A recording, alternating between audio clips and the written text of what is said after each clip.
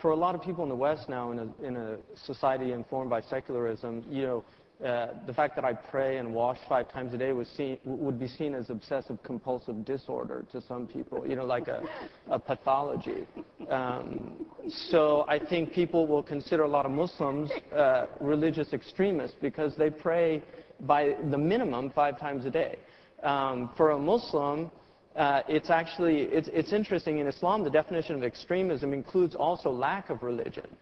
So people that are not religious are seen as extremists in that they're not fulfilling a basic human function. So again, it's about definitions and who's defining them. And I think different cultures will define things very differently. And labeling theory, Foucault says ultimately it is the powerful that define things. And right now, Western civilization has an immense amount of sovereignty on the planet. And so in that sense, it has framed the discourse. And all of us are often stuck in this position of reacting to an already framed discourse and not allowing our own terms of debate to be allowed into the discourse. So we have to constantly define ourselves. I'm not an extremist. I'm not a terrorist. I'm not this. I'm not that.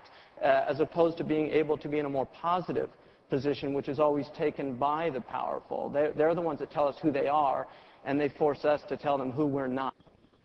How can a Muslim ever explain to a Christian the reason of the uproar over the cartoons? I am a Christian and I understand that the Prophet should never be drawn. But I don't understand why so many people have to be killed from it. And if so, aren't there any Muslims who think this is extreme? Okay, you say you understand that there shouldn't be a drawing of the Prophet, but why would so many people want to kill because of it? Aren't there any Muslims who think that this is extreme? Yeah. Well, first of all, I think that the reactions in a lot of places were certainly extreme reactions. I mean, violence, nothing would warrant the violence that occurred in Pakistan or Nigeria or other places. Over 40 people have been killed as a result. On the other hand, I think one of the things that the West has, particularly Western Europe, I think it's probably less so in the United States, but it's very, very difficult for people to realize now that religious identity in the Muslim world is far more important than racial identity.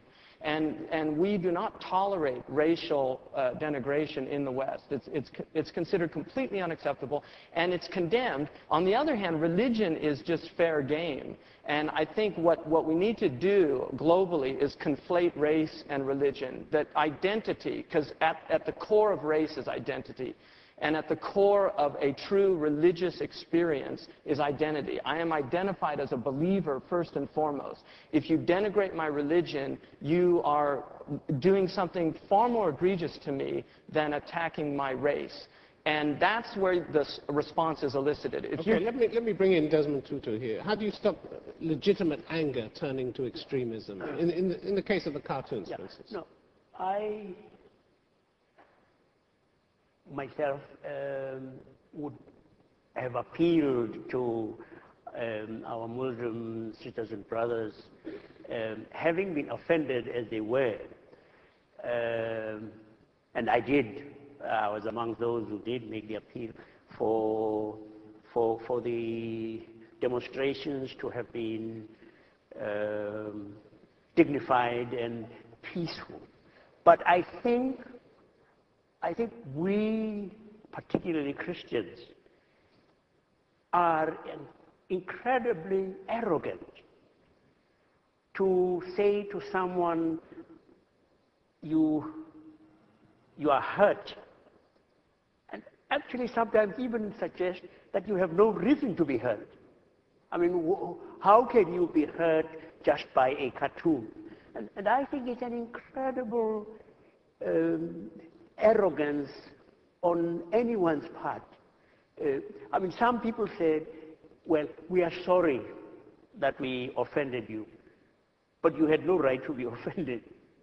I say, just try and say that to your wife if you're married, and you say, well, I'm sorry, but I mean, what right did you have?